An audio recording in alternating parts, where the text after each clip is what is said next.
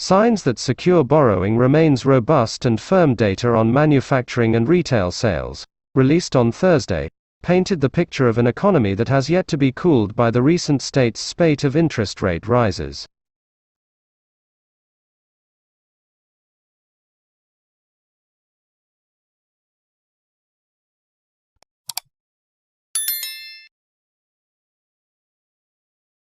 Dave Hackenberg, a beekeeper since 1962, can usually tell what killed his bees just by looking at them.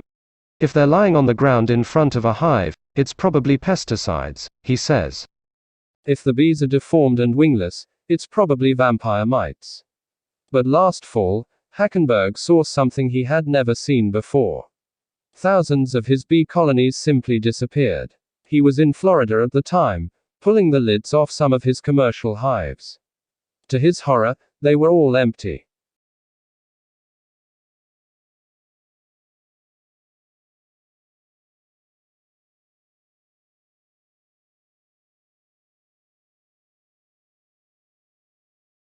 It is about 100 years since that great Canadian-born physician Sir William Osler, Regius Professor of Medicine in Oxford, complained about the increasing influence of the pharmaceutical industry on the medical profession.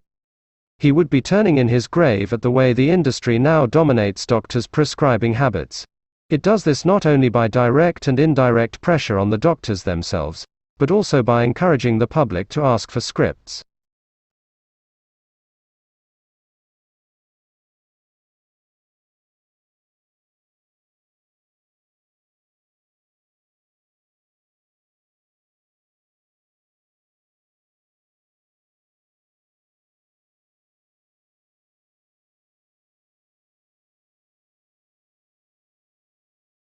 And one particular crop, almond in the US and now in Australia, is transforming the world of beekeeping and of bees.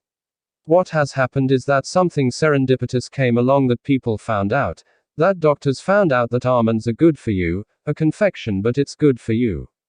The Almond Board got a very aggressive promotion going on for almonds. They actually, I just heard recently, send out sales reps to cardiologists at hospitals to promote the heart benefits of almonds. In a very good promotion of almonds, and it's legitimate promotion because they are a healthy food.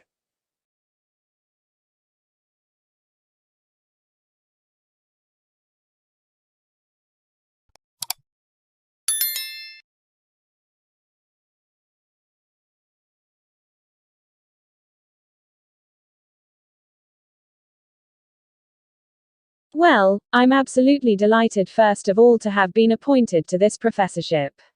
The role is going to be about public engagement in science, it is about marketing science accessible to as wide an audience as possible, it's about making it easier for our academics here at the University of Birmingham to talk about their research to the general public, and it's not just about a one-way flow of information, it very much is about dialogue.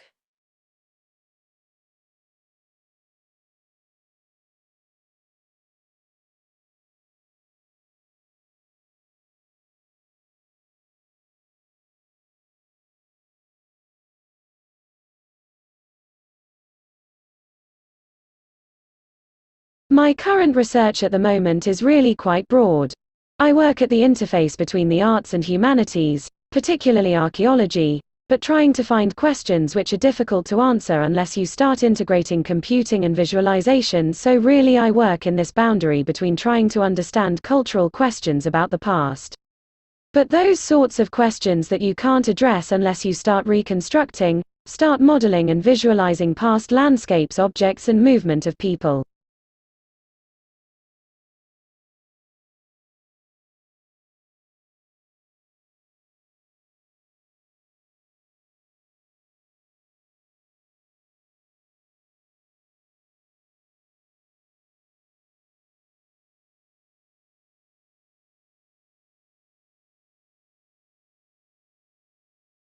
The World Health Organization says 12 years ago, India alone was responsible for almost 70% of all polio cases around the world.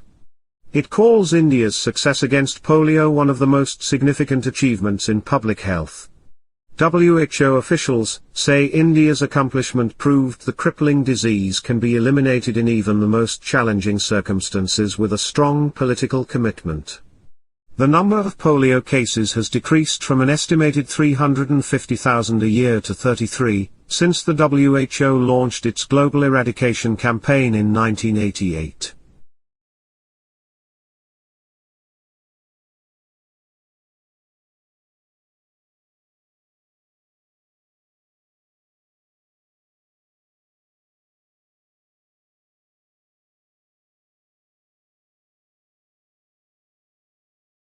This waited Monday for the results of an election called a return to democratic rule, but which has been widely criticized as an exercise designed by Prime Minister Prayut Chan-o-cha to entrench his military's stranglehold on power. Preliminary official results released late Sunday showed that with 93% of ballots counted, the military-backed Phalang Pracharat Party was in the lead with about 7.6 million votes. That's short of what would be needed for a majority in parliament. In second place was the Pheu Thai Party of former Prime Minister Vanessa with 7.1 million votes. The campaign was marred by allegations of vote buying. However, complaints were few on polling day, with election observers from Australia, Canada, the United States and the 10 members of the Association of Southeast Asian Nations on hand.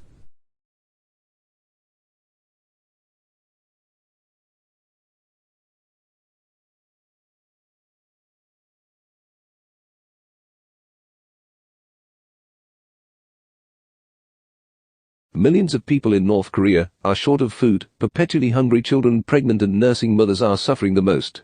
The World Food Programme reports South Korea's landmark donation, the biggest in more than a decade, will help ease the nutritional crisis faced by 2 million of this particularly vulnerable group of people. Under an agreement worked out by WFP between both countries, South Korea will donate 50,000 metric tons of rice and $4.5 million in cash for food needs in North Korea.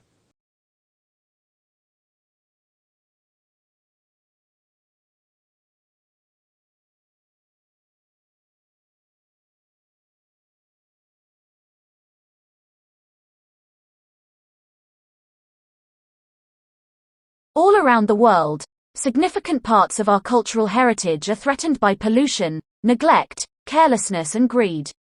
In learning the importance of our history, we come to understand the need to protect significant remains from the past so that future generations can come to understand their heritage.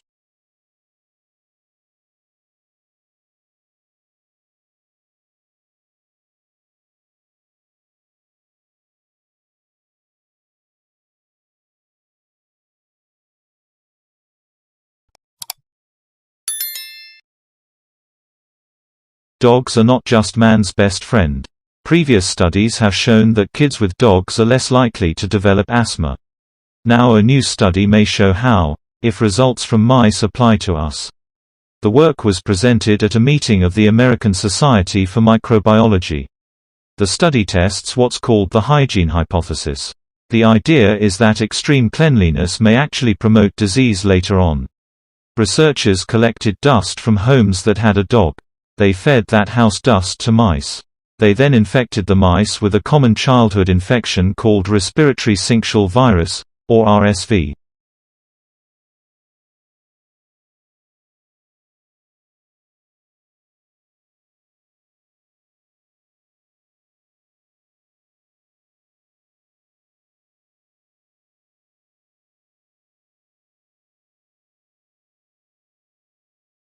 Heavy rains are expected to fall in a few weeks.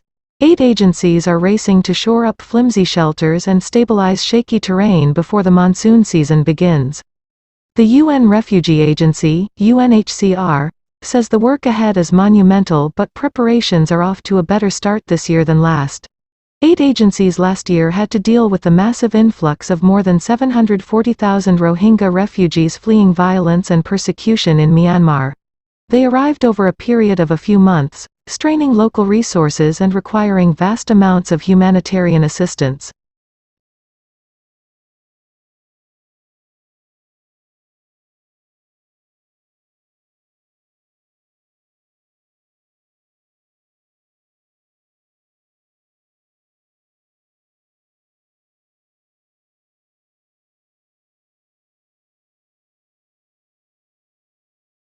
The World Health Organization says 12 years ago, India alone was responsible for almost 70% of all polio cases around the world. It calls India's success against polio one of the most significant achievements in public health. WHO officials say India's accomplishment proved the crippling disease can be eliminated in even the most challenging circumstances with a strong political commitment. The number of polio cases has decreased from an estimated 350,000 a year to 33, since the WHO launched its global eradication campaign in 1988.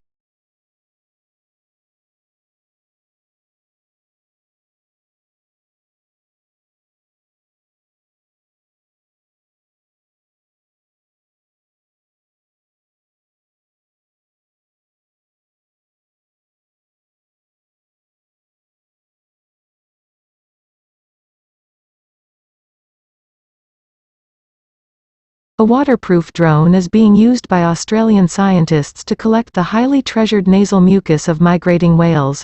The snot is rich with fresh DNA, viruses and bacteria, and is collected by a drone that hovers over the blowholes of humpback whales as they embark on their epic annual journey along Australia's east coast. From Sydney, Phil Mercer reports, whales, like all mammals, need air, and come to the surface to breathe through a blowhole. Vanessa Parada, a marine biologist at Macquarie University, says that nasal mucus indicates the health of the whale.